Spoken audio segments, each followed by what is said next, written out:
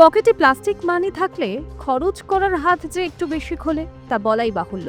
Shopping mall, রেস্তোরাঁ, online sale swipe করলেই কেল্লা ফতে। কিন্তু মাসের শেষে যখন বিল আসে তখনই শুরু হয় টেনশন। অনেকের মাথায় তখন একটাই প্রশ্ন ঘোরে, ক্রেডিট কার্ডের বিল না দিলে কি জেল হতে পারে? আইন কি বলছে? ব্যাংক কি করতে পারে? আর কখন বিষয়টা সত্যিই বিপজ্জনক হয়ে উঠতে পারে? এটা কি ফৌজদারি অপরাধ? প্রথমেই একটা বিষয় পরিষ্কার করে নেওয়া দরকার, ক্রেডিট কার্ডের বিল না মেটানো ফৌজদারি অপরাধ নয়। এটা মূলত একটি দেওয়ানি বিরোধ, অর্থাৎ সিভিল ডিসপুট। মানে কি? মানে আপনি যদি সময় মতো বিল না দেন, পুলিশ সঙ্গে সঙ্গে দরজায় এসে কড়া নাড়বে না, আপনাকে গ্রেফতার করা হবে না। ব্যাংক বা কার্ড কোম্পানি প্রথমে কি করবে? ফোন করবে, SMS পাঠাবে, ইমেল করবে, রিমাইন্ডার দেবে। তারা চাইবে আপনি টাকা মিটিয়ে দিন। টাকা না দিলে ব্যাংক কি করবে? ধরুন আপনি কয়েক মাস ধরে টাকা দিলেন না, তখন ব্যাংক সাধারণত 3টি পদক্ষেপ নেয়। 1. Recovery agent.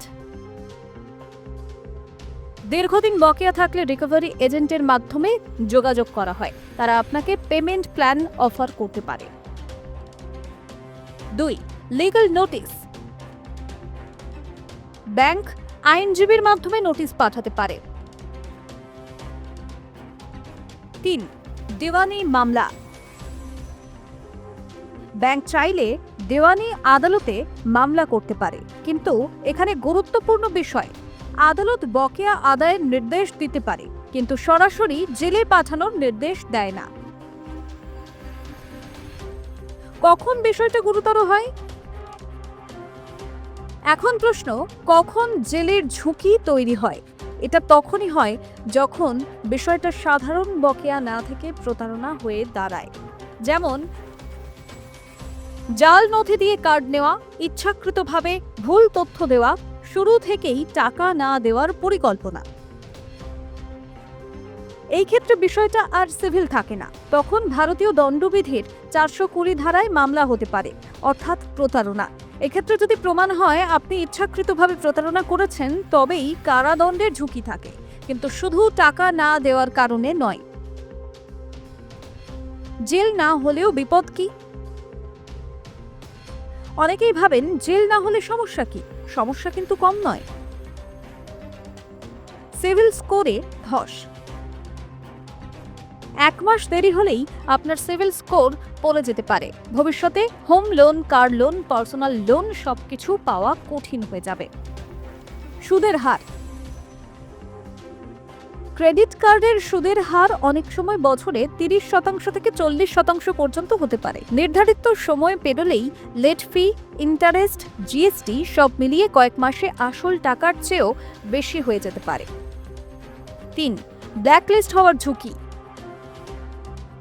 ব্যাংক আপনাকে ডিফল্টার হিসেবে চিহ্নিত করতে পারে। ফাইন্যান্সিয়াল সিস্টেমে আপনার বিশ্বাসযোগ্যতা কমে যায়।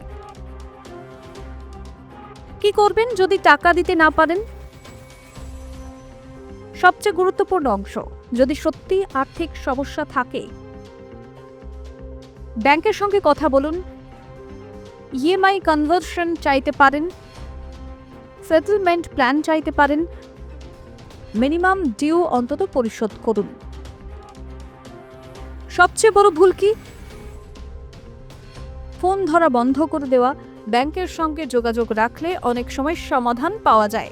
তাহলে সারসংক্ষেপ, ক্রেডিট কার্ডের বিল না দেওয়া ফৌজদারি অপরাধ নয়, সাধারণ ক্ষেত্রে জেল হয় না, কিন্তু প্রতারণা করলে জেলের ঝুঁকি আছে। আর্থিকভাবে সবচেয়ে বড় ক্ষতি হয় আপনার ক্রেডিট স্কোরে। তাই আতঙ্কিত না হয়ে সচেতন থাকুন, প্লাস্টিক মানি ব্যবহার করুন বুঝে শুনে, কারণ সোয়াইপ করা সহজ, কিন্তু বিল মেটানোই আসল দায়িত্ব। ব্যুরো রিপোর্ট, আর প্লাস নিউজ।